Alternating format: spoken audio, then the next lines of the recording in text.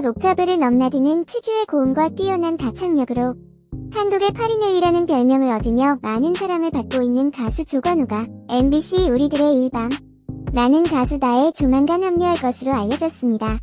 조관우는 나는 가수다 투입설에 대해 최근 나는 가수다 제작진으로부터 출연 제의를 받았으며 현재 긍정적으로 출연을 검토하고 있다고 합니다. 조관우의 히트곡으로는 무한도전 탄탄대로 가요제에서 정영돈이 선보여 화제가 되었던 늪과 꽃밭에서 연 가을의 기적, 소나기 등이 있습니다.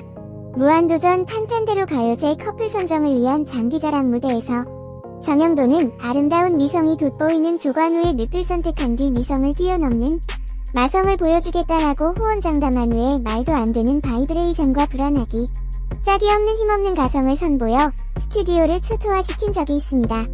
또한 5월 15일 방송된 나는 가수다에서 김범수가 조관우 늪을 열창해 화제가 되기도 했습니다. 한국의 파리넬리라는 평가를 받는 조관우는 판소리의 대가인 명창 조통달씨의 아들로 1965년에 태어났습니다. 조관우의 가문은 대대로 국악을 해온 집안으로서 작은 이모 또한 최초의 중요 무형문화재 지정자인 명창 박추월입니다. 유명한 국악 가문에서 태어난 조관우는 어릴 때부터 이미 선천적인 재능을 보였습니다. 조관우는 어릴 때부터 창과 사물놀이 등의 두각을 보여 국악예술고등학교에 입학해 가야금을 전공했습니다. 국악예술고등학교 시절 조관우는 비지스, 어스, 윈드 앤 파이어 등 가성을 사용하는 가수들의 음악을 즐겨 듣다가 변성기를 계기로 본인도 가성을 개발하게 됩니다. 조관우는 1994년 30에 가까운 늦은 나이로 데뷔하여 다섯 옥타브의 대역을 넘나드는 파격적인 고음의 가성으로 주목을 받으며 파리넬리라는 별명을 얻게 됩니다. 1994년 1집 앨범 마이 퍼스트 스토리는 130만 장이 넘는 판매 기록을 올리며 조관우는 가요계에 성공적으로 데뷔합니다. 조관우는 남성이 내는 고음의 가성이 매우 파격적이었기 때문에 데뷔하자마자 명성과 비난을 동시에 얻었다. 특히 1집 타이틀곡 늪은 유부녀를 짝사랑하는 내용이 가사로 보수 종교계의 지탄을 받기도 했습니다. 앨범 재킷에 얼굴을 가린 사진을 싣고 방송 출연을 자제하였기 때문에 얼굴 없는 가수로 불리기도 했습니다. 이듬해인 1995년 발매한 조관우의 리메이크 앨범 2집 메모리는 무려 300만 장이 팔렸습니다. 조관우 2집 앨범은 대중음악평론가들에 의해 90년대를 대표하는 50대 명반의 하나로 선정되기도 했습니다. 이 집에 수록된 꽃밭에서는 정훈이의 곡을 리메이크한 것으로 늪과 함께 조관우의 대표곡으로 꼽힙니다. 1996년 3집 앨범 마이 서드 스토리 어바웃 역시 130만 장이 넘게 팔렸고 이때부터 조관우의 전국 투어 콘서트는 연속 매진 기록을 세우게 됩니다. 이후 조관우는 4집부터 깊은 슬럼프에 빠지게 됩니다. 독특한 음악 색채와 대중에 노출되기에 꺼리는 활동 방식으로 인해 각종 악성 루머에 시달리며 소속사와의 갈등도 깊어졌습니다. 거기에 조관우는 스스로 매너리즘에 빠지면서 앨범 판매는 급감합니다. 조관우 5집은 20만 장도 팔리지 못한 졸작이 되었습니다. 그 후 조관우는 슬럼프를 벗어나기 위해 초심으로 돌아가 6집 연을 발매하고 호평을 받게 됩니다. 이후 조관우는 8집 앨범까지 발매했습니다. 최근 극심한 복통을 호소해 병원으로 긴급 후송되어 맹장 수술을 한 임재범은 나가수 녹화에 정상적으로 참여한다고 합니다. 대단한 정신력입니다. 임재범은 현재 노래하기에는 벅찬 상태이지만 다행스럽게도 컨디션은 많이 좋아졌다고 합니다. 조만간 조관우와 임재범이 과연 나는 가수다에서 함께 볼 수 있는 날이 올까요?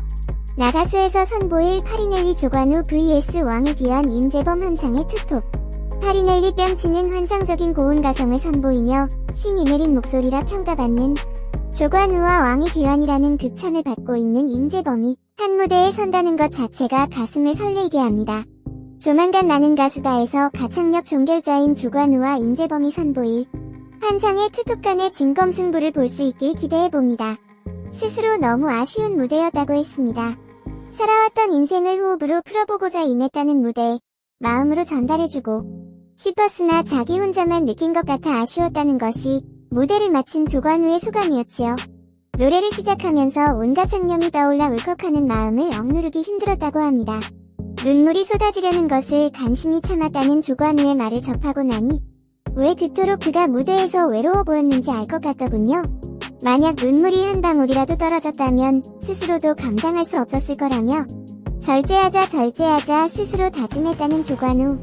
비록 스스로는 제대로 절제하지 못해 아쉬움이 컸다지만 노래를 접한 청중과 시청자는 그가 전달해주는 감성에 푹 빠질 수밖에 없었지요. 처음 나가수의 조관우의 합류 소식이 전해졌을 때 시대를 풍미했던 전설의 규현에 반가워하면서도 한편으로 우려의 시선도 있었습니다. 가성으로 노래하는 8세 토창법이 구사하는 조관우이기에 보여줄 수 있는 다양성의 한계가 우려되기도 했고, 커다란 성량을 자랑하는 폭발력 위주의 창법이 높은 순위를 받고 있는 나가수의 평가 경향 탓에 나가수에서 과연 조관우 같은 여린 감성이 통할 것인지에도 걱정됐지요. 그리고 어제 조관우의 무대를 보며 이러한 우려가 불식되는 느낌입니다. 우선 다양성 측면에서는 비슷한 창법이라도 보여줄 수 있는 감성의 폭을 다양하다면 얼마든지 신선함을 줄 수 있겠다는 생각을 들더군요. 사람의 목소리에는 셀 수 없이 다양한 감성과 분위기가 묻어날 수 있음을 실감할 수 있었습니다. 한편 나가수의 평가 경향에서도 의미 있는 변화가 감지됐는데요. 어제 조관우는 청중들로부터 폭발적인 반응을 이끌어내며 2위를 차지했습니다.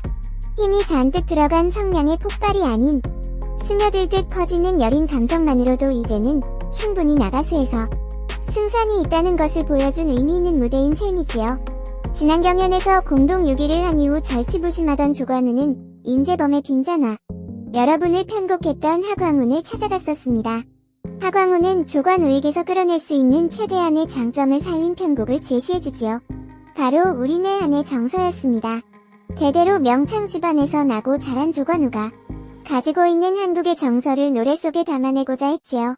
하얀 나비는 노래는 중간 브릿지 없이 처음과 끝에 변화가 없는 상당히 까다로운 곡입니다. 길지 않은 단순한 가사 속에 음조차 평이하기에, 다시 말해 극적인 장치가 없는 이 노래이기에 서바이벌 프로그램에서 경쟁하기에는 포인트가 없는 부담스러운 곡이었지요. 조관우는 이 노래를 한의 정서로 풀어냈습니다. 우리네 가슴 속에 숨어있는 정서로 말입니다. 나직히 시작된 생각을 말할 첫 소절에서 이미 오랫동안 무거운 깊은 처연함이 느껴졌지요. 눈을 감고 들으면 저 멀리 들려오는 아스라한 외로움에 젖어들게 됩니다. 여기에 조관우 특유의 바이브레이션이 더해진 음색은 노래의 정서에 푹 잠기게 만들어줬지요. 이후 빠른 템포로 전환된 후반부에서도 어쩔 수 없는 한의 정서가 이어졌습니다. 후렴구에서의 애드립에서도 조관우만의 가성이 어우러져 노래를 몽환적으로 이끌었지요. 조관우이기에 가능했던 8세 토창법의 향연으로서 기승전결이 없었던 원곡을 극적으로 마무리 지으며 여운을 담아냈습니다. 그동안 나가수에서 높은 순위를 받기 위한 성공의 키워드가 있었지요. 강력하고 폭발적인 가창력으로 윽박지르듯 포인트를 주면 순위가 보장됐었습니다. 반면 편안하고 잔잔한 무대는 상대적으로 낮은 득표에 머물곤 했었지요. 이는 이소라의 탈락에서 확연해졌습니다. 넘버원을 부르며 2위를 차지했던 이소라는 그 이후 송창식의 사랑이야, 그리고 해바라기에 행복을 주는 사람을 마치 주변의 친지들과 즐기듯 잔잔하고 조용히 풀어냈었지요. 눈을 감고 들으면 절로 미소가 그려지는 감미로운 감성을 느끼게 해줬지만 강한 임팩트는 없는 노래였습니다. 이러한 이소라의 무대에 동료 가수들조차 우려했을 정도입니다. 결국 조용히 힘을 빼고 불러서 낮은 점수를 받을까 걱정된다는 박정현이 우려처럼 이소라는 탈락하고 말았지요. 김범수 역시 이러한 이소라의 뒷모습을 보며 무언가 고심한 모습을 보여주고 있습니다. 언젠가는 떠날 수밖에 없는 나가수에서 멋진 퇴장을 염두에 두는 듯한 인상을 준 거지요. 그리곤 지난 경연에서 여름만에서를 아카펠라풍의 잔잔한 편곡으로 선보이며 순위에서 자유로워진 모습을 보여줬지요. 결국 이러한 무대는 공동 6위라는 결과를 가져왔었습니다. 그래서 이번 조관우의 2위에 주목하게 됩니다. 조관우는 이렇듯 잔잔한 여린 감성으로도 청중의 마음을 움직일 수 있다는 것을 증명해준 것이지요. 늘 폭발적인 성량으로 무대를 압도해왔던 BNK가 이번에 탈락한 것과 대조를 이루고 있습니다. 줄곧 천식을 알아서 7세의 호흡을 지니고 있다고 조관우. 성량이 부족해도 충분히 감성을 전달할 수 있다는 것을 그는 조용하고 잔잔한 감성으로 일깨워줬습니다. MC 윤도현으로부터 스피커를 몇 개 더 갖다 놓은 것 같다는 BNK의 폭발적인 성량보다 감성으로 울림을 자아내는 조관우의 가성에 청중 평가단의 마음이 움직인 것을 보면 이제 나가수의 평가 트렌드의 새로운 변화를 예고하는 것은 아닌지 모르겠습니다. 당초 나가수는 보는 음악에서 듣는 음악으로의 전환을 대중들에게 선사했습니다. 하지만 듣는 음악이다 보니 아무래도 강력히 폭발하는 가창력 위주의 무대가 높은 평가를 받곤 했지요. 이제 조관우의 출연은 듣는 음악으로서 폭발하는 가창을 넘어 감성의 전달이 중시되는 새로운 국면 전환의 지표가 되는 건 아닌지 하는 기대를 가져봅니다. 5옥타브를 넘나드는 특유의